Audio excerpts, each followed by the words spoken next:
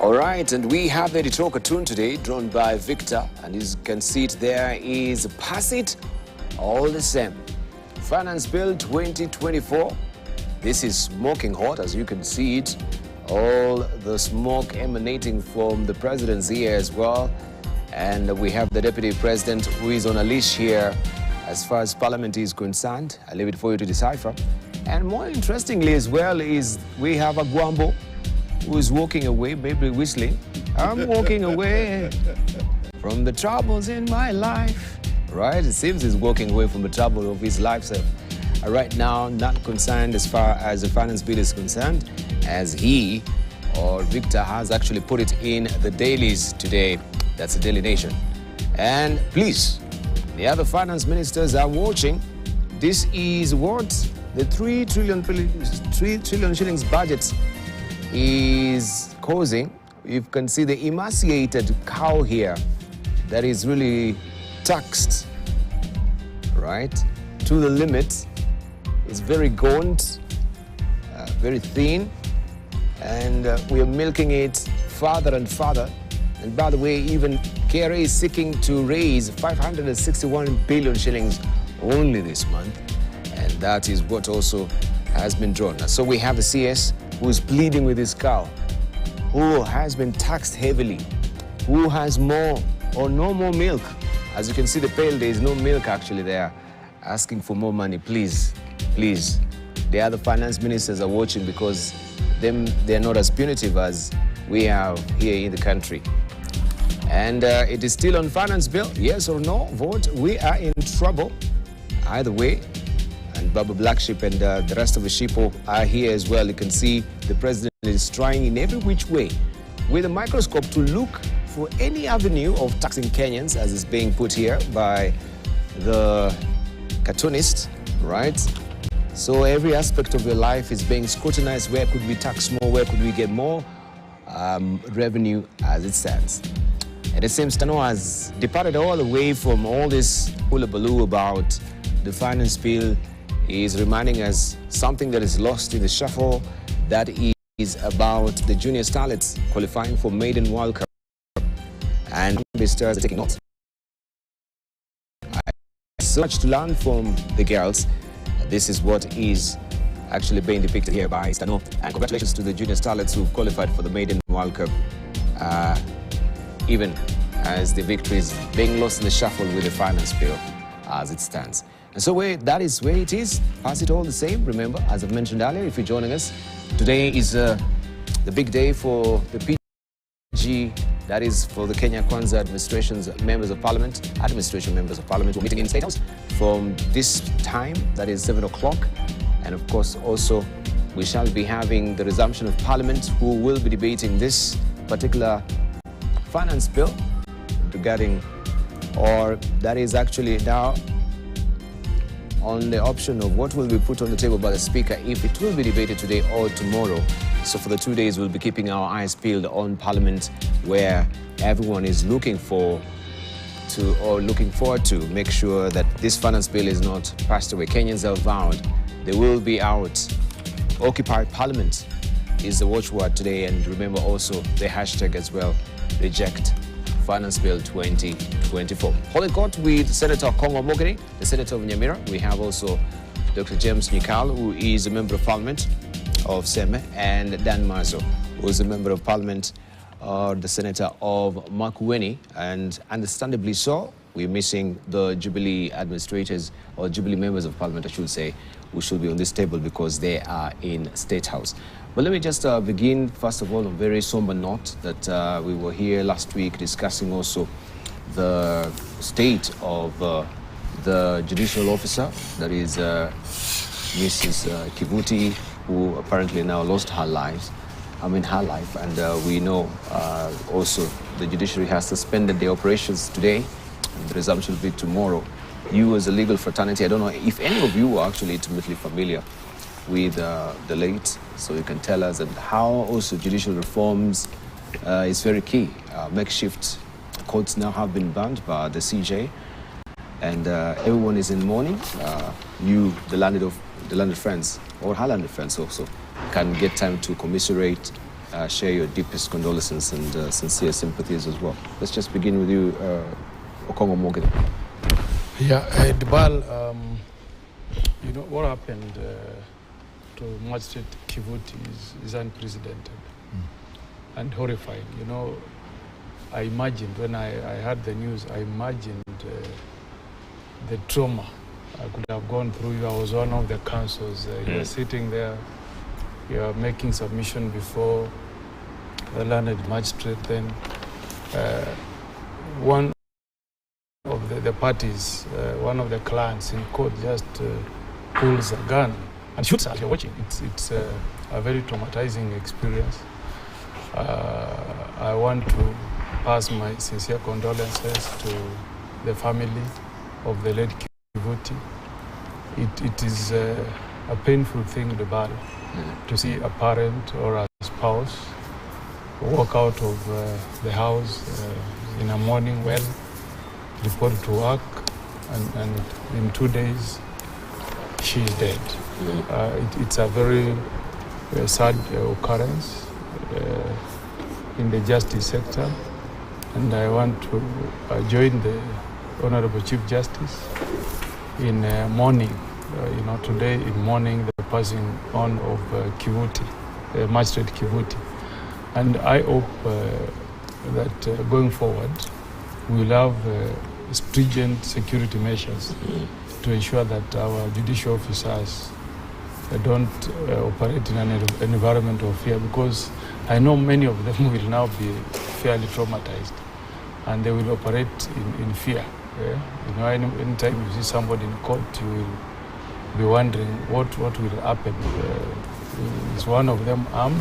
So I think it will not cost a lot if they put in screening machines so that we keep away weapons like guns from our courtrooms, so that anybody who is entering into our courts is not armed. But for the security guards will also I don't think it will also be asking for too much if we can have armed court orderlies in our courts. You know, police officers. So the orderlies should not be, they should not be armed, or? I'm saying they should be armed. They should be armed. The court orderlies should be armed. What I read is that the ones who are in court were not armed. I think that's the story we got. That they were court orderlies, but they were not armed. So I think going forward, court orderlies, the ones who stay in court, should be armed. Because if you are a police officer, to maintain law and order in a courtroom, you should also have the necessary gadgets which will assist you to restore order. And thirdly, the Inspector General at times has been a very, uncooperative with the judicial officers, even judges. I don't know what is the entitlement. I think it should be two police officers for judges, one to operate as a driver and another one as a bodyguard. I think the one who operates as a bodyguard can also escort judges to the courtroom. But what I understand is that at times the Inspector General tells you we don't have enough police officers, and you find that a judge is operating with one who doubles up maybe as a driver. So when he or she moves to court, she's not accompanied by an armed police officer. So the Inspector General should also understand that these guys they are dealing with, not in this particular case, I don't think that lady was a hardcore criminal, but oftentimes you are dealing with people who are drug traffickers, you are dealing with people who are facing serious corruption charges, you are facing people who have murdered, and your signature will determine whether they will ever walk out there in freedom or whether they will be consigned to prison cells. So it's a risky occupation, and the government should do all that it can to ensure that they operate in an environment that is not intimidating to them, that gives them the freedom to discharge justice. It's an isolated one-off incident, but it's one that cannot go unnoticed. Really, some measures should be put in place to ensure that our judicial officers are safe. So my heartfelt condolences to the entire judicial fraternity, and I hope that this should be the only one, the one and only incident that we are going to see inside our courtrooms. I remember, if you remember, Maanzo, many years ago, I think in the early 2000s or late 90s, we had one of our best chief magistrates we have ever had, Babu Achieng. And you know, Babu Achieng was shot dead in the streets of Nakuru. He had so many cases that involved the political activists. And he was a pioneer chief magistrate who could give bail. You know, when Bernard Chunga would walk in and oppose bail, Babu Achieng was extremely courageous, and he could say, in the interest of justice, this case would be heard while the accused is out of bail. And he was shot in the streets of Nakuru. And I remember it was a very solemn and sad occasion within the legal fraternity, which captured the attention of many, just like this one of Makadara. I know the policy has been, I don't know that that has changed in Mahanzo, that chief magistrates, principal magistrates, senior resident magistrates and other kind of magistrates are not provided with armed security to accompany them. I think because of the numbers, they are quite many. That may not be possible, but you can assess an individual case. You know, there are some magistrates who deal with extremely sensitive cases where your life could easily be at risk. So maybe the Chief Justice can do an evaluation on a case-by-case basis to see whether there are some chief magistrates that may warrant to get some kind of protection. Yeah. Mm-hmm. Right, then Basil? Yes, again, my condolences to the family of the Kivutis. And I want to say that this is a matter we have talked of over a long time. There has always been worry about magistrates handling, you know, robbery cases, robbery with violence, murder is at the High Court, but quite a number of sensitive cases go, you know, in the magistrates' courts.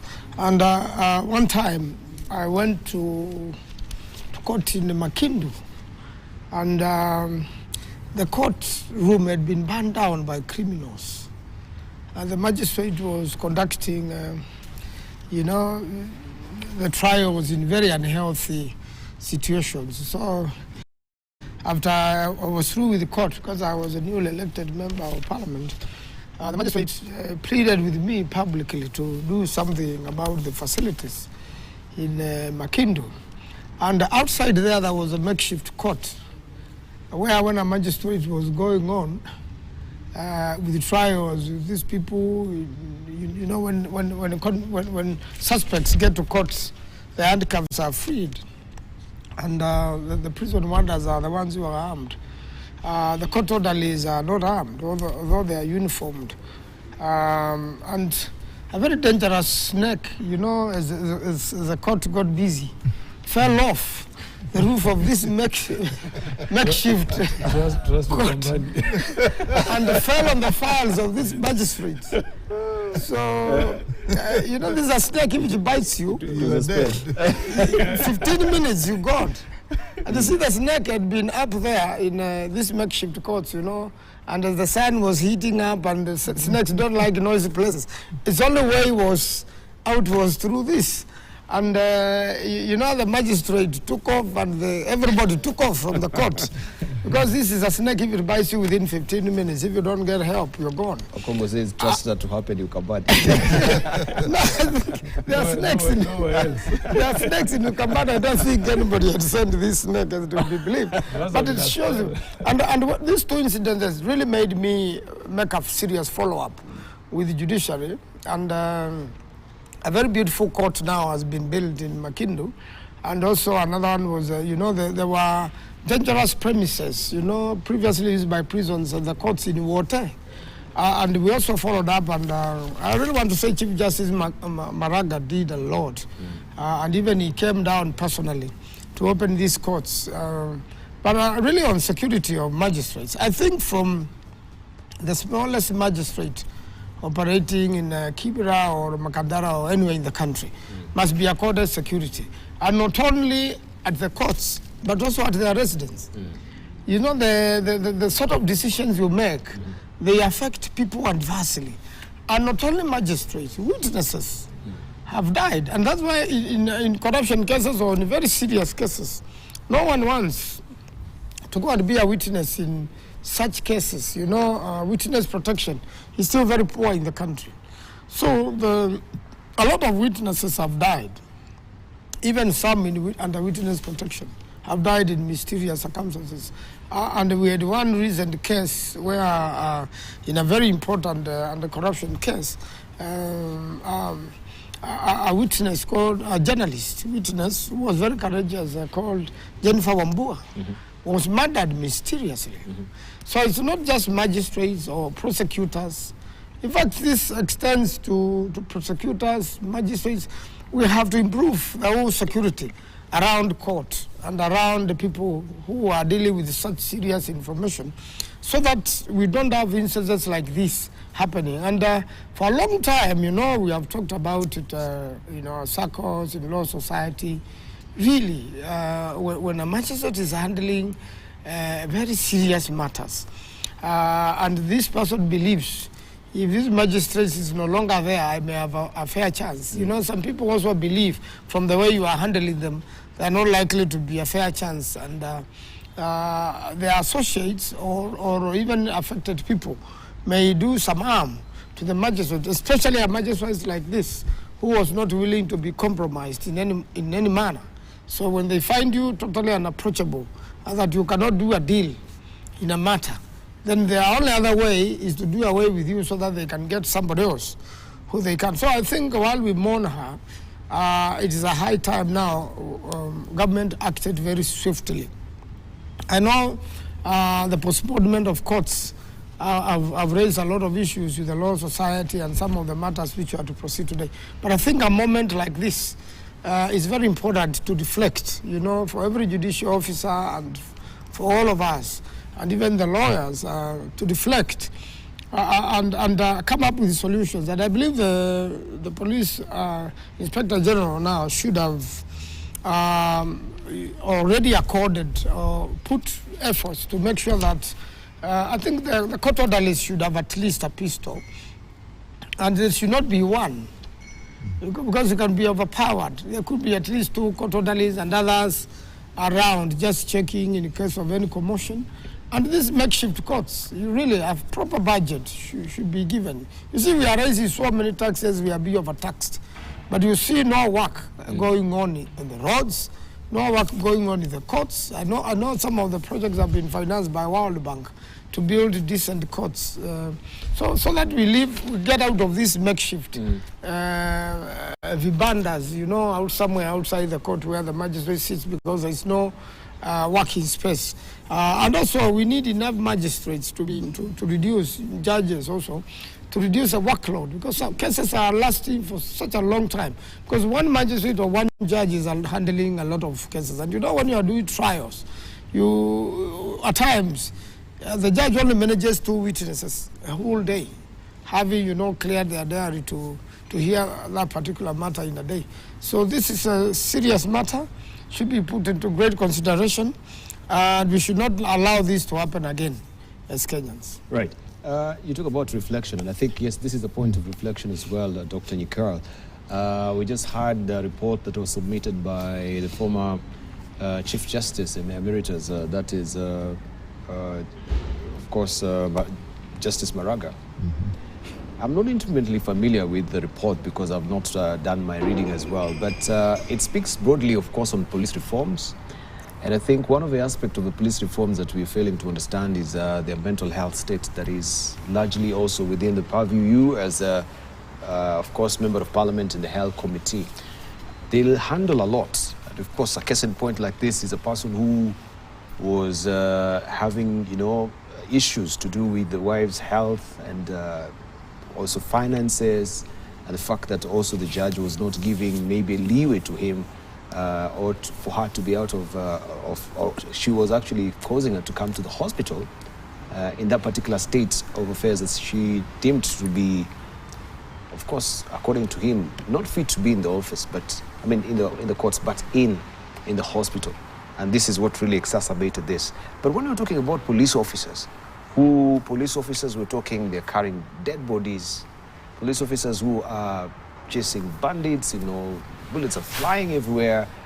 It's quite consternating that we don't have provision of counseling services. And of course, they all get this, even them, psychological trauma vicariously from the cases they handle. Isn't this something that also you as a health committee, you should now have a point of reflection with this particular demise of Kivuti right now? That our police officers, the number of suicide cases that we hear, them dying by suicide, is skyrocketing. Mm-hmm. So when you talk about reforms, it's not just the uniforms and the houses and the parks, the mental state. Yeah, let me also start by passing my condolences to the family of the departed Kivuti family and also the judicial fraternity. And as you have said, this thing has two elements. One element is the security of the judicial officers. Let me start off by saying that I think they need security.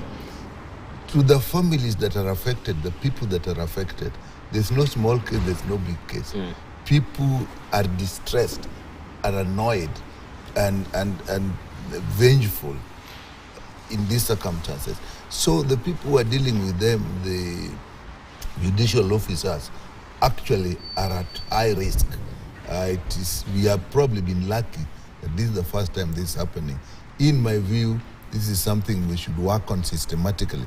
Even the structure in the court, the security system in the court itself, the buildings, we would want to know in details how this man walked, because he was apparently outside, walked right through and went and actually shot the magistrate. They need security to begin with. I think the numbers is not an issue here. The problem in Kenya, we tend to have a knee-jerk reaction. Now this has happened, a lot of things will go on, agree that now we should close the courts for a day, at least, so that we can reflect on this. But after that, there should be a consistent, continual assessment of the security status of the judicial officers. In my view, work on it long time, so that towards the end, each and every judicial officer has a security attached to them. I always assume when I'm in court and I see them sitting there, that there's somebody hawk-eyed who is actually looking around and seeing what is happening. Apparently that is not why this person walked right through. So that, in my view, is a must. As Honorable Bogeni was saying, Babu was actually killed at a shop in a kiosk with his daughter in the car. He walked out to buy something in the kiosk and he was shot, which means even outside, in their homes, in their cars. This is something that actually we need. If it's expensive, let's start working on it gradually. The security within the court, the security outside, the security their home is something we need to do. Having said that, you have brought the other side of it, which I really appreciate. That what about the people who are prone to actually commit offenses that you can say are related to their mental health? If you read about this man, there were signs from very far that he was distressed. Everybody knew where he was working. He was distressed. He was telling his colleagues about the problem in his home, the sickness of his wife. And they even said they had a bad day, he was ill-tempered. That he said. So you looking back, you see a situation which is going to explode. It's just that it happened to be this magistrate. It could have exploded on anybody else. So we need to look at the mental health of the people, particularly the police. But we may start further than their work. The way we recruit them, I'm not so sure that aptitude and their character assessment at the time of recruitment. You should look at, what is his temperament? Is he a person that is likely to blow off? So that there are people you could exclude from services where they actually hold firearms. They have this kind of personality. It's not the person we can trust with the firearm. It starts that far. And then their working conditions. The police are actually working in very difficult conditions. Their housing is poor. Their pay is actually not good. And I think their working conditions, these are people actually, they themselves are at risk. Yes. And they seem to be stressed all the time. We've actually looked at the issue of mental health. And unfortunately, the whole country, the issue of mental health has not been looked at. I think we just passed a bill, one that actually came through Senate and then to us, and it was passed. That come through the committee looking at ways of actually improving mental health. Because the life in the country as a whole is stressful. A lot of mental illness, even school kids committing suicide. It means in our environment, the mental situation is not good. Then there's something very difficult about mental health, that it is very difficult to identify a mental health, even when people are actually sick. And the worst thing is that somebody who is mentally unwell does not know they are sick. So they are not going to seek treatment. It is other people watching their behavior who should say, hey, I think this person is not well, he needs treatment. That's why you see them being in the worst situation where now it's obvious to everybody. They are being tied to go and get help because then they don't know they are unwell. And that happens in cases that are mild and starting. This officer needed a lot of help from there.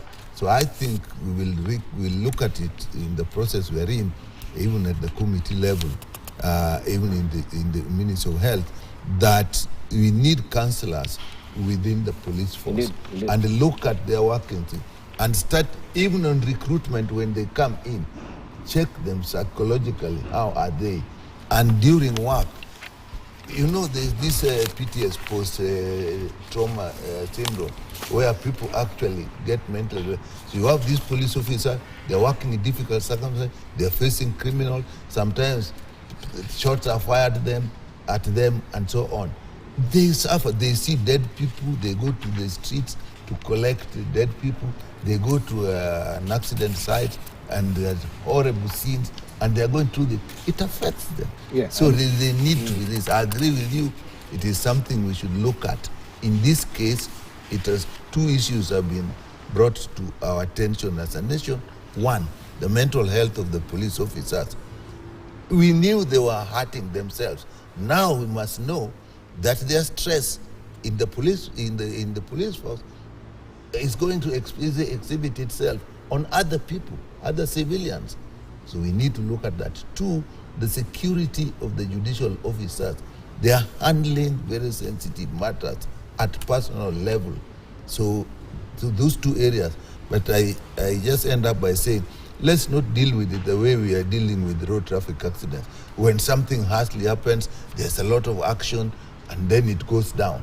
I think this needs a systematic approach, particularly with the security of the judicial systems on the one hand.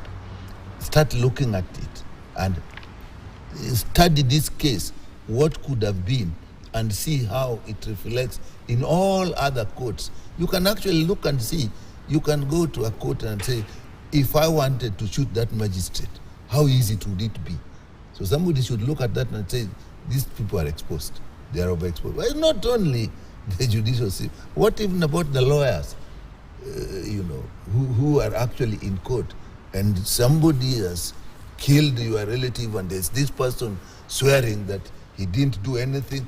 How are the relatives feeling? So the security system in court, it has now been brought to our attention. Let's look at it. Mm-hmm. But I also hope that, without justifying anything that happened, I also hope that as doctors, once you see a patient and you make a diagnosis that that patient may not be able to attend to an official function, it's also good to write a good medical report, put your letterhead, put your stamp, because maybe that judicial officer had a proper communication from a doctor. Maybe she could have treated, the lady whose bail was being cancelled. differently. But you know, if you scribble something and you come to court, you hand it over to the magistrate and she doubts, says, I mean, I cannot rely on such a document. It was not stamped. It's good to have good... What was the nature of this document? You bring us to another area which I'm very unhappy with in the country. And the other thing I wanted to say, maybe if I hand over to Mikal, is this issue of the judiciary operating in makeshift courts. I think this was a stopgap measure in the COVID-19. During the COVID-19 period. I don't understand why 5 years down also lack of enough facilities. We are still having knee-jerk reactions. Yes, you know that we were saying we want to hear these cases in tents because of COVID, where there is fresh circulation of air, so that we don't have cases of the spreading of COVID-19. The spread of COVID.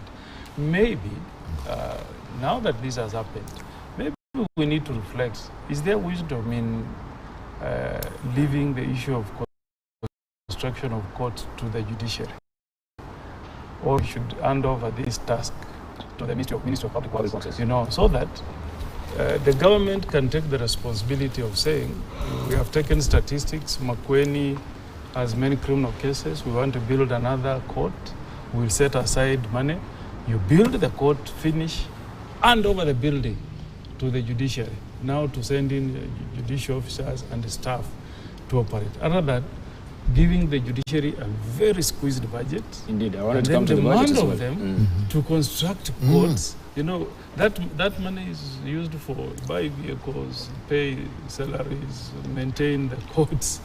It's really thin for the judiciary. Maybe we should push this back to the government and say, look, if you want to set up courts, the way I'm seeing members of parliament are building beautiful police stations. I've seen a number of them in Kitutu, Masaba constituents. Did the government decide to build the courts, put in place all the security measures, and over to the judiciary? Then we explore whether Article 247 can allow us to allow the judiciary to have their own judicial, can we call it judicial police units? You know, the way other entities have their own police units, so that the officers can be trained to be security conscious. I visited a court in London, and there was a very sensitive criminal trial that was ongoing. And you know, I saw the security officer was armed like this. The gun was on the ready. You walk to our courts, you will see there's an officer there, plain clothes, armed, but there is no gun anywhere. You just see him in a suit and a tie, sitting there. Even the security conscience of the officers you see in court. You see another one with a G3 hanging, or he's just placed it somewhere. So if somebody was to pull a trigger on the judicial officer, by the time you react, it's too late. Maybe if the judiciary has its own judicial police unit, you can train the officers to be security conscious. Yeah. If you see guys guarding the White House, they are on the ready. They are like, if you're there, I'll pick you out first before you even pull the trigger. So I think that's another issue that should be considered. I agree fully. But I like the point he raised about medical records. I agree fully on the issue of mental illness being taken seriously, so that there is training for both judicial officers and the police officers. Because truth be said, Kenyans are going through a lot of issues, The police are also human beings like us.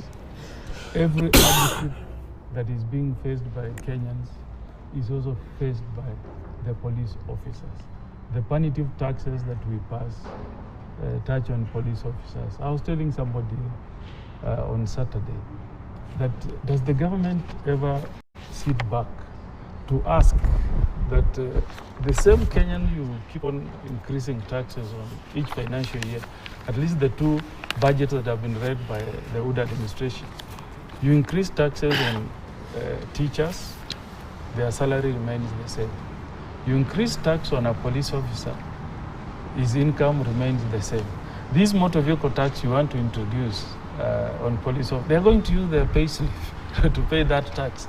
But as a government, do we ever, sit back and ask ourselves, where are these Kenyans going to get these resources to maintain their lifestyle if we continue increasing taxes? It's like if I go to Dr. Nyikal and you ask me to donate blood. Right. I donate we'll blood come to the today. taxes. You donate blood tomorrow. We'll come to the and taxes. Next week you will finish. So I think when you talk about issues of mental illness, public service made a fantastic presentation during NADCO. And they gave us a statistic. They said Kenyans are no longer adhering to the issue of going home with a third of their salary. They have gone way beyond. And the policemen were included in that report. And they said every tax you are introducing is eating deep into their payslip. And you go back home, how does mental illness begin? You go back home, you cannot deal with basic issues that affect your family. Your children want to go to school, you can't take them to school. You have a sick wife, your NHF cannot take that into account, and they're looking up to you. So this, by the time you're going to a court, you have lost it. I mean, life has got no meaning for you. So it begins with the government being conscious and saying, we need to put money in the pocket of the people we lead. We need to improve the living conditions of the people that we lead. Then you have a populace that is happy, that can have smiles in their faces. But if you squeeze them too much, life loses a meaning, and they can do anything. There's a nation known as Bhutan who have felt that a measure of development should not be these economic indexes, but an index of happiness. Yes. So that what is the mental state of the people? But let's leave that aside. But the issue of medical records or information that doctors send out, I think that's also a very major issue. If somebody is unwell and you are writing to a court, you are writing to a magistrate, really should be a proper information. I think that area we have not looked at it, and something that actually existed very well. The letter was not going to be written by any medical person. There were medical officers of health with letterhead and a stamp, so that when it gets there. But we are not only seeing it in this thing, we have taken things very casually. Even referral of patients from one facility, from one doctor to another, you see scribbled things. And I take this opportunity actually to appeal to my colleagues, the doctors, that we have a much higher responsibility than sometimes we think. Even things like writing a report to the court, writing a referral, giving a report on the family status of people. It's a serious. So I think that's something we should say and we should avoid situations which makes our documents as medical people doubtful or meaningless in front of a government officer of any form at all. So I think that is a matter that also features. But it also shows something, Dibal, the interconnectedness of government services, so that what is happening in this area, you cannot confine it to there. He brought another issue. So we see the health element here. Now we have seen the security element here. He has brought the security of the structures of courtrooms. Now, if you're going to now build a courtroom, you should actually have a design of a magistrate in terms of security. Thank you. Yes. But I wanted just more importantly, because I'm surprised, even as we now bring this to a close, that the fact that we had Frank Jenga's task force with the mental health that they were assigned and they delivered a report. I don't know if this is what steamrolled and stimulated the bill that we have on the floor of the House. It did. It did. And but, it actually. But how many years are we talking about? It has actually, that bill was actually passed. The task force actually, when was it passed? I think since the report was submitted. No, I think it's about not more than 2 years ago. It was passed, and the report was actually discussed in Parliament, and it was actually passed. And so, again, this is why I'm talking of knee-jerk reactions. Dibal, if as a country... No, let's fight. I'm on this. If as a country, we wait for events to then wake us up, as much as we are saying, this mental health has been discussed, you've seen it on TV, it has come to Parliament, a law has been passed, a task force was created, has been passed, and it moved on to the Ministry of Health. Then, from that time, you're seeing, why is it not being brought up? You will say Parliament also, but Parliament is not the executive. You bring things to Parliament, Parliament has passed it, it goes on. Then it should be... Where is the bill at? I think the bill has been passed. So if it's been passed, it is a law. So the implementation is with the appropriate ministry, which I think in this case is the Ministry of Health. And even I think the concern is so much that actually I saw a motion now where somebody was saying how mental services should be streamlined into all health facilities. As I said, in mental health is very difficult to diagnose at the early stages when it's manageable.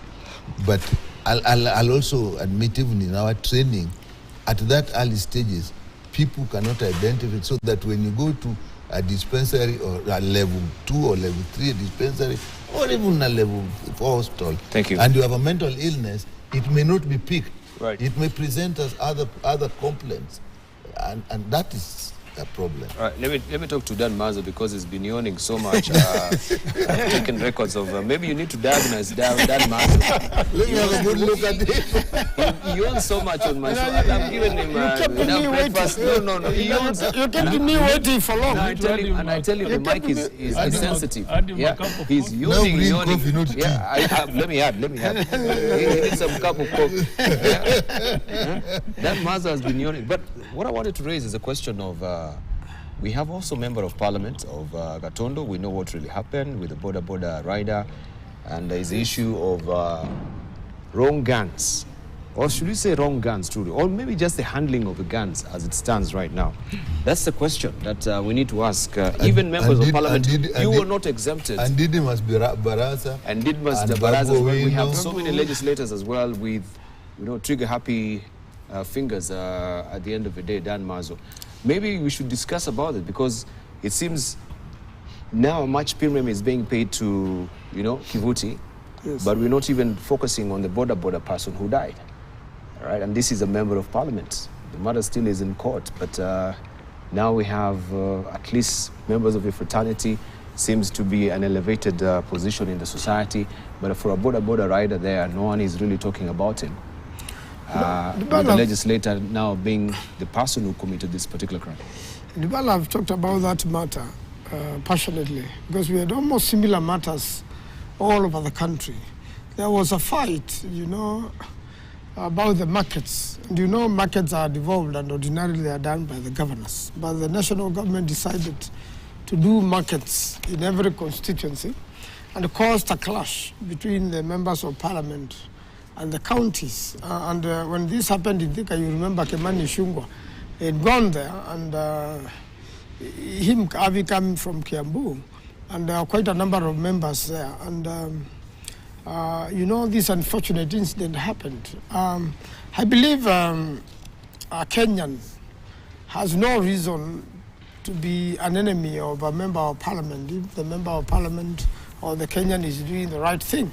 And scuffles like that, in my own opinion, I think also any holder of a firearm should be properly trained, and must also be assessed their mental status, and probably could also make a wrong judgment on an issue. And again, also, when members of Parliament are visiting a thing like that, there should be enough security, the one they have on their own, and arranged security. To make sure that anybody with ideas does not attack anybody. But you see, to use a gun against an unarmed citizen is the most unfortunate. You have to assess the danger before you just shoot. And in a lot of those instances, the person who was shot was helpless. So now that the matter is already in court and is under investigation, and we hope that there will be proper trial. Witnesses who saw the incident will come out and testify. But I think it's when you are a bearer of a weapon, really you must really assess the situation. And unless somebody else is having a weapon, I don't think you should be trigger happy. You should not shoot, when the other person is not armed. You could probably scare and see what the reaction will be.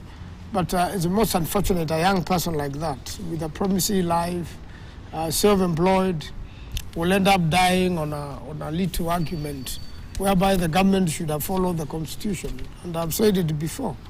Let the national government devolve all devolved functions. There's no need to hold on a function for the county. That is what caused this problem.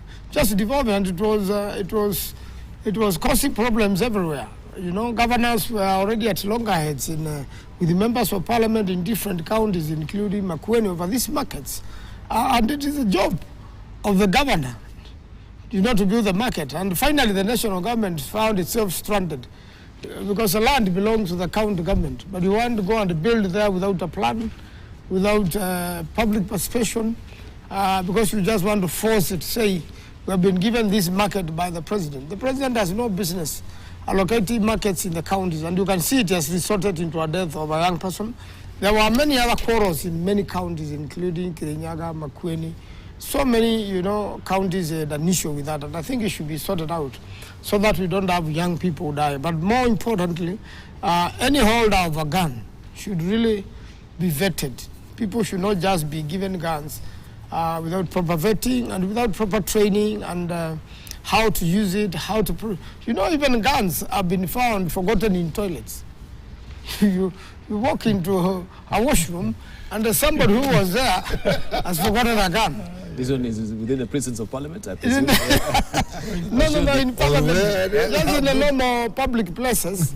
So you begin the task of reporting of a gun and somebody has forgotten, because when you are handling a gun, you must really know where to keep it in the car, where to keep it in your body, and you should not forget such an important thing with you, because if it lands in the wrong hands, to be stolen and somebody will use it for crime. So, and you may be associated with that particular crime, yet you are innocent. Even in hotels, where to store the gun while you are taking a flight. Many people don't even know how to discharge the bullets, or how to lock them safely. So you find some guns are firing by themselves, and it could even injure the holder. And even when you don't go through trainings and thieves attack you, but the fire may not be so useful to you. Even as we take that short break, I'm really worried, and it is most consternating that we have legislators who they're trigger happy, and it seems the system of justice is acting in their favor. We talk of Babu Owino. We talk of the Katundo, Didmas Baraza. We remember also the nominated Senator Njoroge, right? The way he was trigger happy, shooting everywhere in the sky during that particular time. And there are many more. With their guns as we can talk. I remember the former Senator of Lamu also. Senator of Lamu. There are so many cases that we're talking about. Yeah, but on the case, each case. Legislators really seem to raise an eyebrow with this particular cases. Each case will be handled on its own.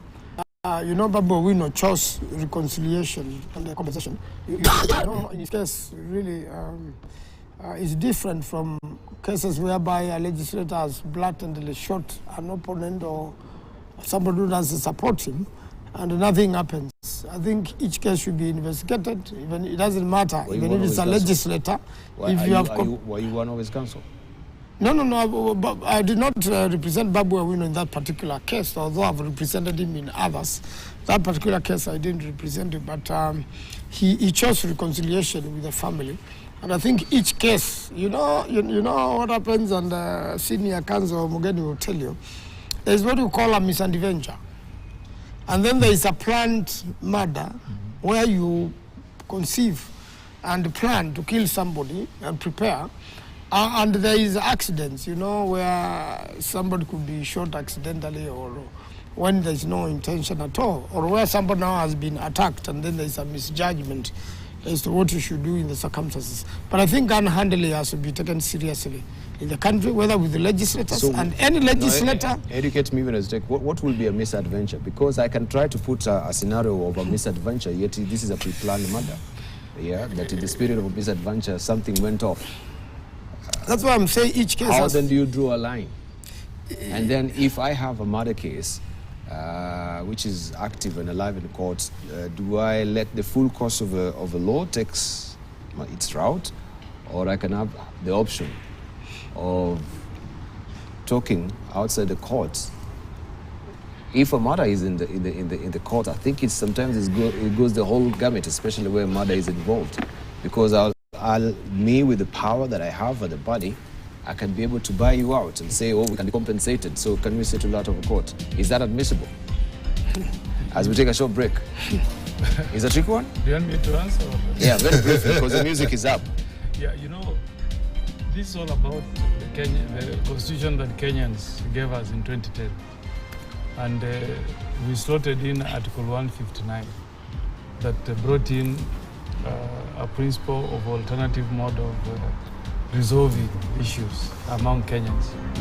And when we the first judgment came from Garissa, when a judge allowed members of Muslim fraternity to settle a matter out of court, we were all shocked within the legal fraternity. But with time, it's now becoming like a normal thing within the legal fraternity. So it's in the constitution. Those who invoke Article 159 say it allows people to have a settlement even where murder is involved. Right, let's leave it at that. We take a short break, our music is up. We are watching Siasa Fiesta. On this other side of the break, of course, we shall be looking now on the Siasa new development.